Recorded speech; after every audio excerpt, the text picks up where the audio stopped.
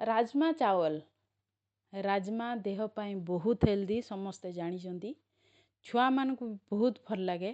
तो आज रेसिपी रे राजमा चावल बनातु केमती मु पूर्व राति 200 ग्राम पाखापाखि राजमा माने ताकू बतरे की रख देइथिली पानी रे देखंतु ताकू आपण माने सीटी देकी सिजेबे सेथिरे कोन करिवे मु टिके गरम मसला गोटा गरम मसला पके ता फ्लेवरटा बहुत बढ़िया आसे।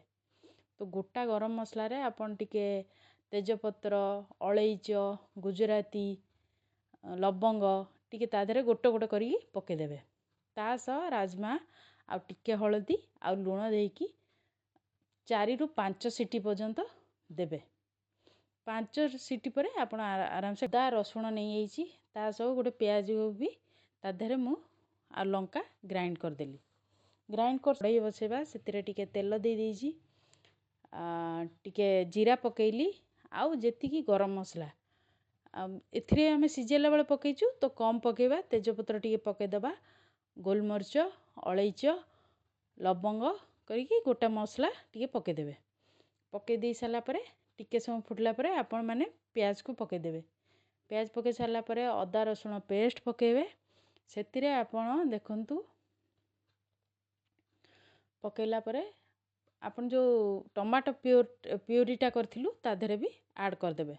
ऐड कर साला परे एटी मु मसला करछि देखंतु धनिया गुंड जीरा गुंड हल्दी काश्मीरी पाउडर ता सह किचन किंग मसला टिके पकेछि मु आ गरम मसला ताकू कोन करबा सेतिरा ऐड कर दबा। ऐड कर साला परे टिके फुटिबो फुटी साला परे आउ थरे जो आमे टमाटो काटिथिलु ता देहरे ऐड कर दियंतु। ऐड कर साला परे टिके समय फुटिया पे देबे जना तो पड़ी जिवो आपनकर कारण जो मान रोसे करछन सेटा जनरली जानी दियंती जे मसला रु तेल बाहरले हेई जिवो। तो 5 रु 6 मिनिट भितरे से टिके टिके आपण जति लागी जाथु टिके पानी भी दे परिवे तो कसी देबे। कसी दे साला परे जो आमे सिजेइतिलु राजमा को ता देहरे ऐड कर दियंतु। ऐड कर दे साला परे ताकू टिके समय कसी देबे। कसी दे साला परे पानी टिके देकी फुटेबे। फुटेला परे लास्ट रे आपण कोन करिवे धनिया पत्र टिके पके दियंतु।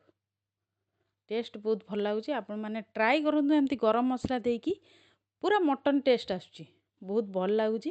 ता सब देखंतु मु चावल करची राजमा चावल तो ता फेमस बहुत लोक माने पंजाबी लोक माने बहुत पसंद।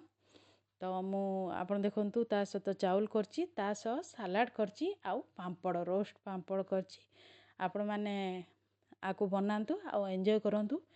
ए वीडियो जदि आपण मानकु भल लागुची ताले लाइक और शेयर करंतु आ मो चैनल को सब्सक्राइब करंतु।